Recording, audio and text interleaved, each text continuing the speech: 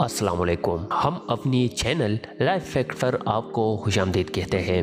عثمان غازی تاریخ کی اہم ترین شخصیات میں سے ایک ہے جنہوں نے اناطولیہ کے ایک چھوٹے سے شہر سے ابتدا کر کے جلد ہی اپنی زمینوں کو بڑھایا، مگر عثمان غازی آج بھی اسی جگہ کھڑے ہیں جہاں تاریخ اور افسانے ملتے ہیں۔ مطلب یہ کہ ان کے بارے میں بہت سی مشہور باتوں کو تاریخ دان ماننے سے انکاری ہے، مگر وہ باتیں ترک روایات اور قصے کہانیوں میں صدیوں سے چلتی آ رہی ہے۔ اس ویڈیو میں 21 ایسے حقائق جانتے ہیں جو کہ شاید آپ کے علم میں نہ ہو۔ عثمان غازی کی تاریخ پیدائش صحیح طور پر معلوم نہیں، لیکن آپ 13ویں صدی میں اوغوز ترکوں کے ایک قبیلے کئی میں پیدا ہوئے اور یہ قبیلہ 10ویں صدی میں مسلمان ہوا تھا۔ اس کا مطلب یہ ہے کہ آپ مسلمان ماں باپ کی اولاد تھے۔ عام طور پر یہ کہا جاتا ہے کہ آپ 1258 میں پیدا ہوئے، مگر یہ بھی ایک اندازہ ہے۔ 15ویں صدی میں آپ کے بارے میں کچھ بھی تحریری طور پر موجود نہ تھا اور نہ ہی عثمان غازی کے دور کے بارے میں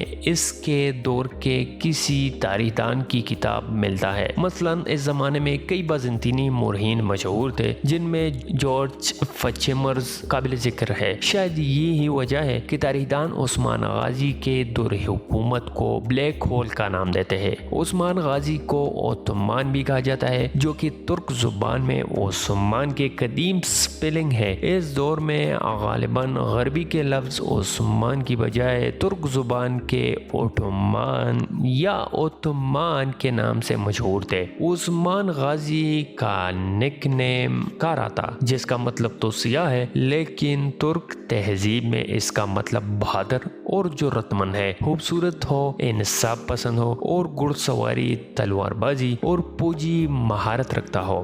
عثمان غازی کے دور حکومت میں جو سکے بنوائے گئے ان پر ارطغرل غازی کا نام تھا، مگر ارطغرل غازی کے متعلق تاریخی طور پر بہت کم ریکارڈ موجود ہے۔ اکثر باتیں عثمانی دور کے افسانوں اور کہانیوں میں ملتی ہے۔ سوگوت کی عثمان غازی کی زندگی میں بہت اہمیت ہے۔ آپ یہاں ہی پیدا ہوئے اور سوگوت ہی سلطنت عثمانیہ کا پہلا دارالحکومت بنا۔ عثمان غازی اپنے والد کی زندگی میں ہی سربراہ بنا دیے گئے تھے، لیکن ارطغرل غازی کی وفات کے بعد کنٹرول سنبھالا اور فوراً ہی آس پاس کے علاقوں پر حملے شروع کر دیے جن پر بازنطینی قبضہ تھا۔ 1299 تک اتنے علاقوں پر قبضہ کر لیا تھا کہ اس کو ایک چھوٹی موٹی سلطنت کہا جا سکتا تھا۔ عثمان غازی کے شروع کے دور میں ان کی رعایا خود کو رومی یا رومن کہتی تھی۔ عثمان غازی کے سپاہی اور انتظامیہ کے لوگوں کے لیے ہی صرف عثمانی کا لفظ استعمال ہوتا تھا، مگر بعد میں تمام رعایا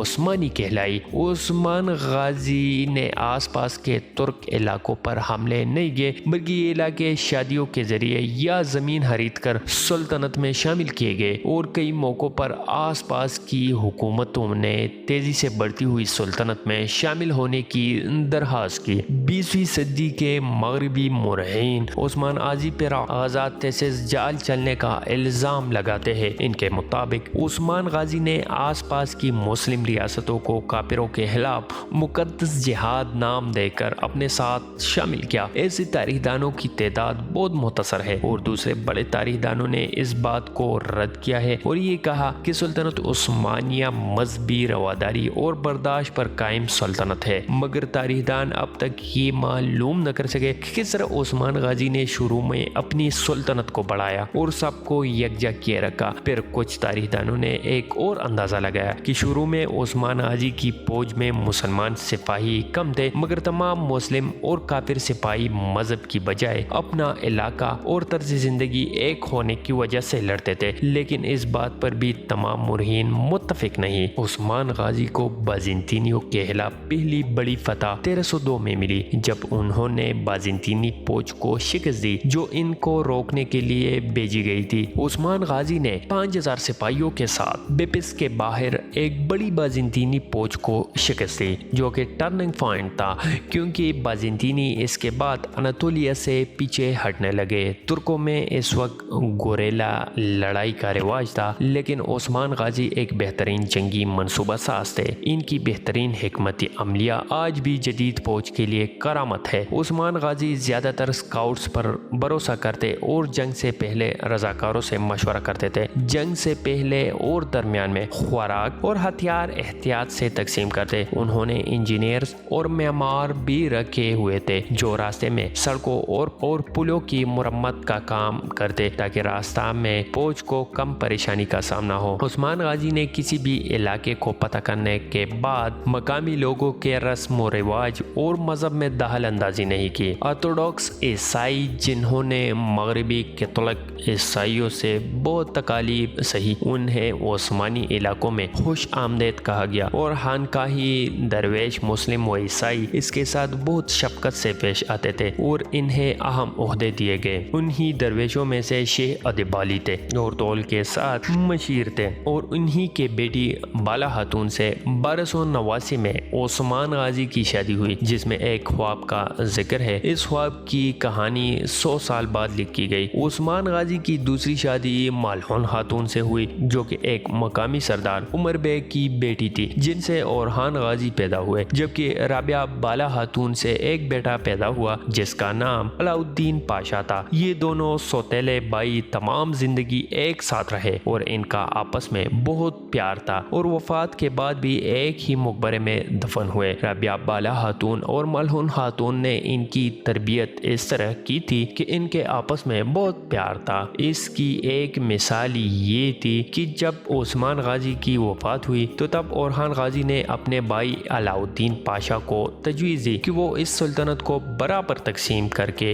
इस पर हुकूमत कर लेते हैं, मगर अलाउद्दीन पाशा ने इनकार कर दिया। इनको ये गवारा न था कि इनके वालिद की बनाई हुई सुल्तनत 2 हिस्सों में तकसीम हो जाए, और उन्होंने रजाकाराना तौर पर इक़्तिदार ओरहान गाजी के हवाले कर दिया। ओरहान गाजी ने वजीर बनने की पेशकश की, जो उन्होंने कबूल कर ली। अलाउद्दीन पाशा ओरहान गाजी की वफात तक बेहतरीन दोस्त, मशीर और वजीर आज़म रहे। उस्मान गाजी के 4 मजीद बेटे और एक बेटी थी, लेकिन ये मालूम न हो सका कि उनकी वालिदा मालहून खातून थी या बाला खातून थी। मजीद इनके बारे में तफसील भी मौजूद नहीं है। एक रिवायत के मुताबिक उस्मान गाजी ने बेल्जिक में बाज़ंतीनी किले पर कब्जा करने का मंसूबा बनाया, लेकिन इनके चचा दुंदार बे ने मुखालिफत की और इसकी अपनी हुकूमत और अथॉरिटी को चैलेंज समझते हुए अपने ही चचा को कत्ल करवा दिया। अब ये सच है या नहीं, इस बारे में कुछ कहा नहीं जा सकता, मगर इस कहानी को कई तारीखदानों ने नकल किया है और कई तारीखदानों ने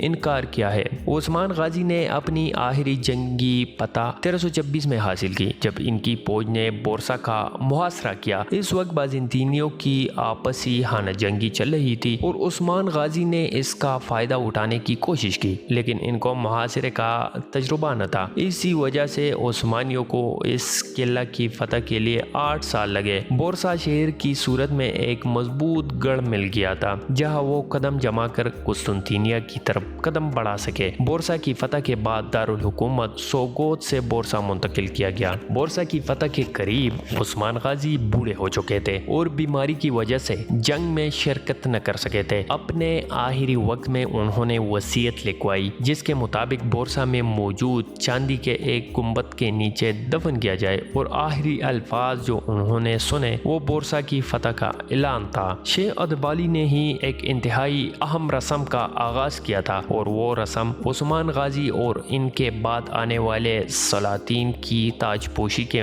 मुतालिक थी। उस्मान गाजी के ताह पर बैठने के बाद शेख अदबाली ने सहाबे रसूल हजरत अबू अयूब अंसारी रज़ियल्लाहु तआला अन्हु के मकबरे में उस्मान गाजी की कमर के गिर तलवार बांधी। इस रस्म का बुनियादी मकसद उस्मान गाजी को इस बात का एहसास दिलाना था कि वो अब इस्लामी अकीदे के मुहाफिज है, और बाद में तमाम सलातीन ने इसको जारी रखा। मगर जब कुस्तुनतिनिया दारुल हुकूमत बना तो इसकी अयूब मस्जिद में शरीफ कोनिया अदा करते थे। उस्मान गाजी की तलवार बाद में हर सुल्तान को तमाई जाती थी। ये तलवार आज भी तोपकाबी म्यूजियम में मौजूद है। सल्तनत उस्मानिया को यूरोप के लोग उस्मान एम्पायर कहते थे, मगर तुर्की में اس کا اصل نام دولت العالیہ العثمانیہ ہے۔ 1801 میں بورسا میں آگ بھڑک اٹھی تھی جس سے عثمان غازی کا مقبرہ کافی حد تک جل گیا تھا، جس سے ان کا تابوت نمایاں ہو گیا، جبکہ 1855 میں جب زلزلہ آیا تو عثمان غازی اور اورحان غازی کے مقبرے کی عمارت مکمل تباہ ہو گئی تھی۔ ان کے یہ مقبرے بازنطینی طرز تعمیر پر بنے ہوئے تھے، مگر جب دوبارہ بنائے گئے تو عثمانی طرز تعمیر پر بنائے گئے۔ آپ ان میں سے کتنے حقائق سے پہلے آگاہ تھے؟ کامنٹس میں ضرور آگاہ کیجیے۔